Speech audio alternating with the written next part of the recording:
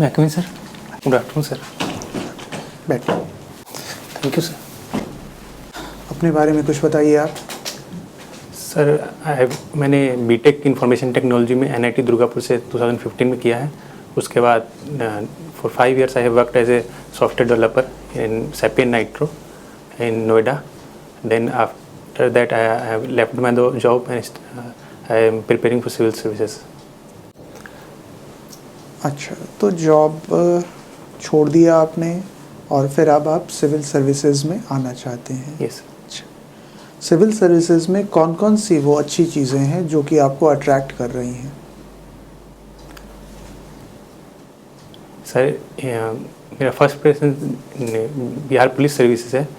तो इसमें मतलब मेरा बॉर्न मुराटो जो यूनिफॉर्म जॉब है उसमें इंटरेस्ट पहले से था। फादर बीएसएफ में है, तो एक इंटरेस्ट उसमें था कि uniform job and service oriented job में जाना है। यूनिफॉर्म जॉब में जाना है आपको। अच्छा, ठीक है। और मोर ज़्यादा इंक्लिनेशन टुवर्ड्स पब्लिक के साथ बीच में रह के उनको प्रॉब्लम्स को रिजॉल्व करने का, उनके साथ डील करने का, इसीलिए सिविल सर्विसेज में आना चाहते हैं। अच्छा, यानी आप पब्लिक के बीच में रह के खुद को ज़्यादा आप कंट्रीब्यूशन देना चाहते हैं। यस। है ना, ये आपके पास है। ठीक है, तो इस जॉब में जो प्रीवियस जॉब आपने किया है उससे कितना हेल्प आपको मिलेगा अगर आपका सिलेक्शन हो जाता है तो? सर प्रीवियस मैंने एज ए टेक्नोलॉजी पे काफ़ी वर्क किया है और मेरा बैकग्राउंड भी बीटेक इंफॉर्मेशन टेक्नोलॉजी रहा है। और जो रिसेंट जो लास्ट 2 decades में 21st सेंचुरी में जो पुलिसिंग में साइबर क्राइम्स आए हैं, फाइनेंशियल फ्रॉड्स आए हैं, ये मोस्टली टेक्नोलॉजी बेस्ड है। तो इसका मेरा जो जब मैं अगर एडमिनिस्ट्रेशन में आऊँगा तो मैं इस ज़्यादा यूज हूँ ऑलरेडी इस टेक्नोलॉजी से, मुझे वर्क करने में आसानी होगा। और कहाँ पे आपको, ठीक है ये एक एरिया है, और कहाँ पे आपको बेनिफिट मिलेगा?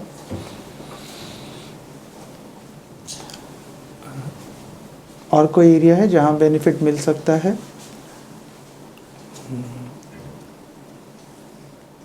सर अपनी लीडरशिप क्वालिटीज़ का अपने उसमें दिखाने का अब मौका मिलेगा, क्योंकि मैं हॉबीज़ में मैंने इंटर डिस्ट्रिक्ट लेवल तक as a captain role play किया है। आईटी रिलेटेड जो भी इश्यूज हैं उसे एड्रेस करने के लिए गवर्नमेंट ऑफ इंडिया में कौन सी मिनिस्ट्री है? सब ministry of electronics and information technology माहिती है। अच्छा, कौन है इसके मिनिस्टर? कैबिनेट मिनिस्टर कौन है? सॉरी सर अभी एग्जैक्टली कोई स्टेट मिनिस्टर भी हैं?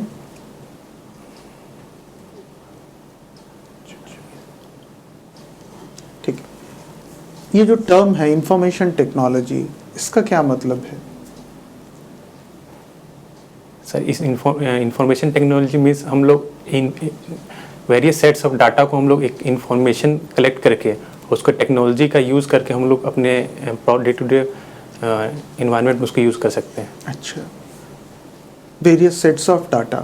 सर डाटा और इंफॉर्मेशन में क्या डिफरेंस है? सर हम लोग काफ़ी डाटा को कलेक्ट करने के बाद उसको अगर वो हमको नोन हो जाता है, उसको कुछ मीनिंगफुल उससे निकाल लेते हैं तो हमारे लिए इन्फॉर्मेशन हो गया। अगर नोन हो जाता है तो इंफॉर्मेशन होता है। क्रिकेट खेलना आपकी हॉबी है? Yes sir. देखना भी? Yes sir. क्रिकेट एडमिनिस्ट्रेशन में इंटरनेशनल लेवल पे सबसे बड़ी बॉडी कौन सी है? Sir international cricket council, ICC. और हेडक्वार्टर कहाँ है इसका?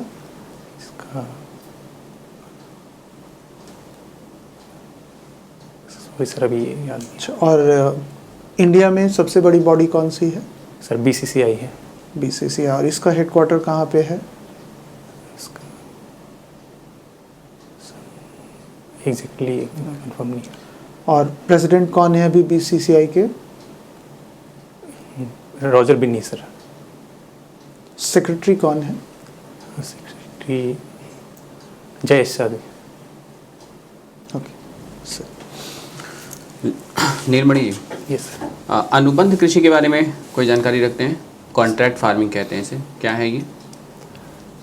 सर इसमें फार्मर्स को प्राइवेट सेक्टर से साथ कनेक्ट करके उनके लिए ताकि एग्रीकल्चर उनके लिए as a good source of income उनको प्रोवाइड किया जा सके, पहले ही उनके साथ कॉन्ट्रैक्ट बना दिया जाता है कि इतने लैंड पे इतना आपको प्राइस मिलेगा, प्रोडक्शन करना है। उसकी प्राइस पहले से फिक्स कर दी जाती है। यस। तो क्या उसमें जो किसान होता है वो बाध्य होता है कि उसी फर्म या उसी कंपनी को अपना प्रोडक्ट बेचेगा, या वो बाहर भी बेच सकता है आफ्टर कॉन्ट्रैक्ट के बाद?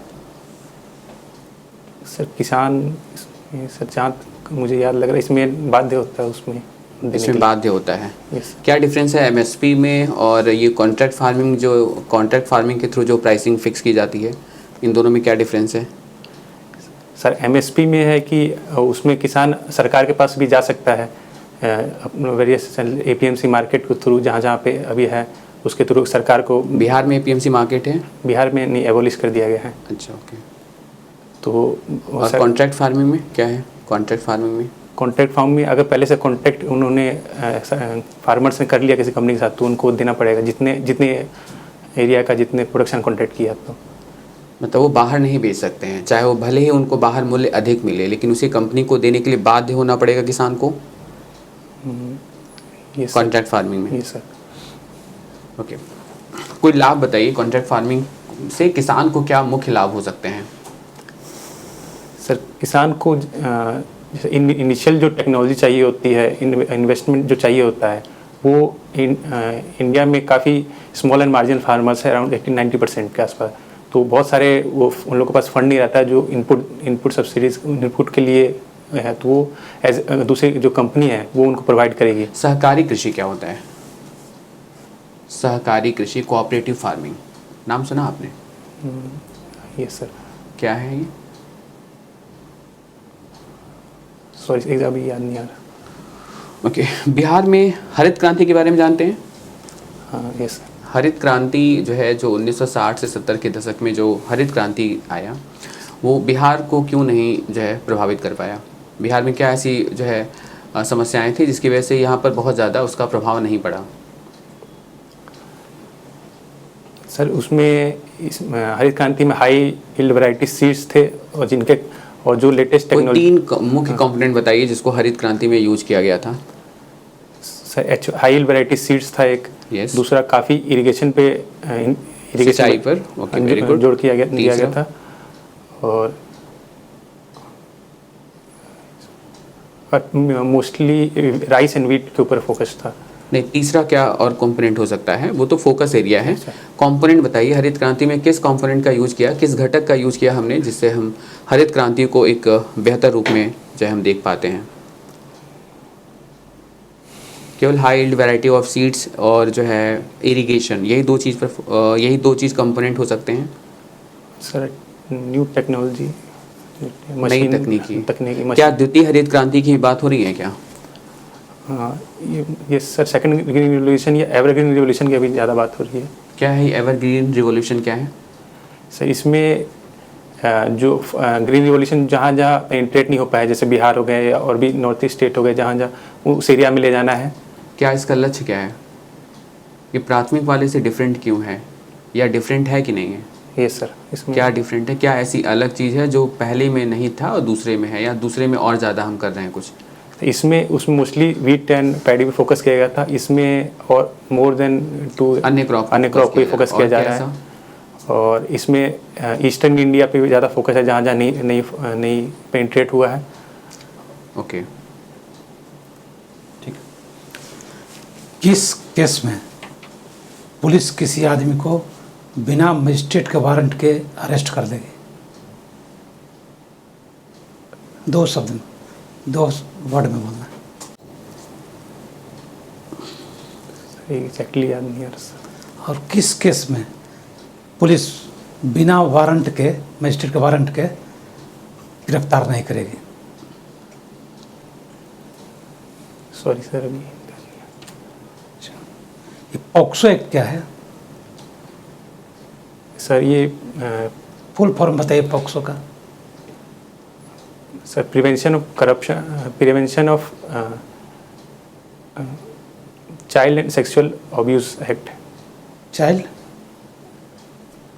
Prevention of child sexual abuse, prevention की प्रोटेक्शन क्या है? Protection, protection of child sexual abuse act. अच्छा, ये कब इनेक्टमेंट हुआ इसका? सर एग्जैक्टली ईयर 2013,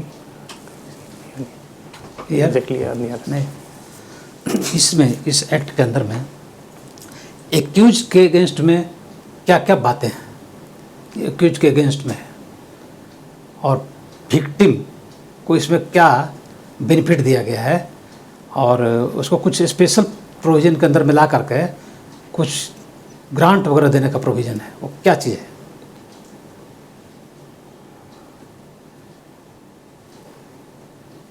पहले बताइए एक्यूज के बारे में, एक्यूज के बारे में इसमें क्या अगेंस्ट में उसके किया गया है?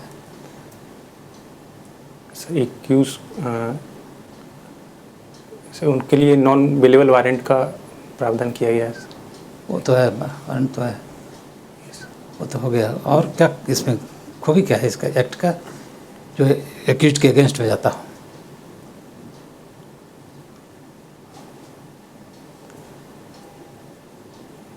सॉरी सर अभी ध्यान नहीं आ अब विक्टिम के फेवर में क्या किया गया है, स्पेशल प्रोविज़न किया गया है वो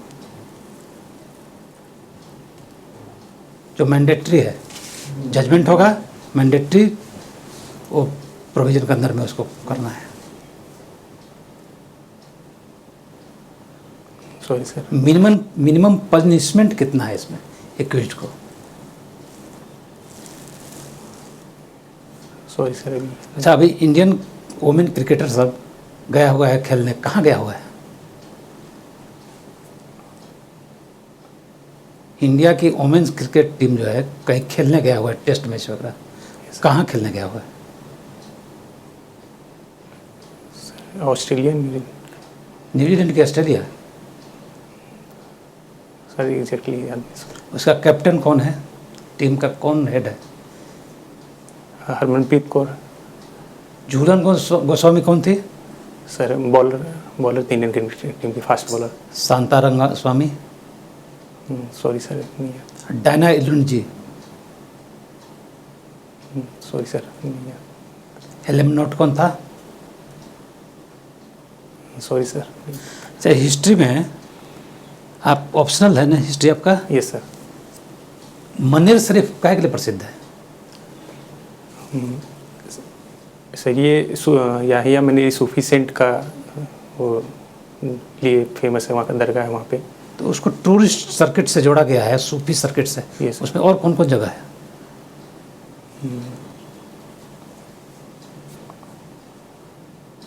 सॉरी सर अभी याद नहीं है। ठीक। ओके, आपका इंटरव्यू ओवर हुआ। कब है आपका? सर 11th 11th को, और बीच में मेंस भी है। Yes, sir. 69 का। Yes sir. ठीक है, फिर भी आपके पास थोड़ा टाइम है, कुछ चीज़ों पे आप काम कर लेंगे। ठीक है, आपके पास तो वर्क एक्सपीरियंस भी है, आपने आईटी इंजीनियरिंग किया हुआ है, वो सब बहुत अच्छा है, लेकिन आपसे बातचीत करने में कॉन्फिडेंस नहीं दिखता है, है ना, नर्वसनेस दिखता है। ऐसा क्यों है? ऐसा तो कोई रीज़न नहीं है नर्वसनेस का, है ना। तो नर्वसनेस नहीं होना चाहिए, कोई रीज़न नहीं है ना। तो पूरे अच्छे से पढ़ाई करेंगे, जो पढ़ी हुई चीज़ें हैं उसको फिर से रिवाइज करेंगे, करंट अफेयर्स को और अच्छे से रिवाइज करेंगे, और फिर पूरे कॉन्फिडेंस के साथ आएंगे, है ना। कोई भी प्रेशर वो लेके नहीं आना है, समझ के। फिर आपने अपने प्रीवियस जॉब से अगर ये क्वेश्चन आता है कि क्यों आप अब इधर आना चाहते हैं, नॉर्मली पूछते हैं इस तरह का क्वेश्चन, तो आप कहेंगे कि सर मैं जो भी मैंने एक्सपीरियंस गेन किया है या जो भी मैंने पढ़ाई की है उसका मैं बिहार में रह के बिहार के प्रोग्रेस में अपना कंट्रीब्यूशन करना चाहता हूँ, इसलिए मैंने स्विच करने का फ़ैसला किया, है ना। फिर एक चीज़ आपने बोली कि यूनिफॉर्म जॉब के प्रति आकर्षण था, ऐसा कुछ आपने बोला। तो इसको ऐसे नहीं बोलेंगे, इसको थोड़ा सा अलग तरीके से बोलेंगे कि यूनिफॉर्म जॉब के साथ साथ डिसिप्लिन, लीडरशिप, सारी चीज़ें इन्वॉल्व होती है। Yes. तो इसलिए मुझे वो चीज़ अच्छा लगता है ना। ऐसे सीधे बोलेंगे तो लगेगा कि कोई बच्चा किसी ड्रेस को देख के अट्रैक्ट हो रहा है, Yes, sir. है ना, उसके पीछे रीज़न होना चाहिए ना। तो Yes. अब आप बड़े हैं तो उसके पीछे की रीज़न भी आपको पता होनी चाहिए। तो इसको ऐसे जो भी बोलेंगे पॉजिटिव वे में बोलेंगे तो उसका इम्पैक्ट अलग होगा। समझ गए? तो आपके साथ कोई वैसा इशू नहीं है मेजर, बस आप नर्वस दिखते हैं, थोड़ी आवाज़ में भी आपकी वो नर्वसनेस दिखती है। कुछ क्वेश्चंस के आंसर आपने किए हैं, जब आपसे सर से बात हो रही थी तो आपने कुछ क्वेश्चंस के, तो ऐसा बुरा नहीं है। लेकिन आप जैसे जैसे कॉन्फिडेंस बिल्ड करेंगे ना वो और भी अच्छा हो जाएगा। कोई घबराने की बात नहीं। ठीक, Yes. All the best. ठीक, थैंक यू सर।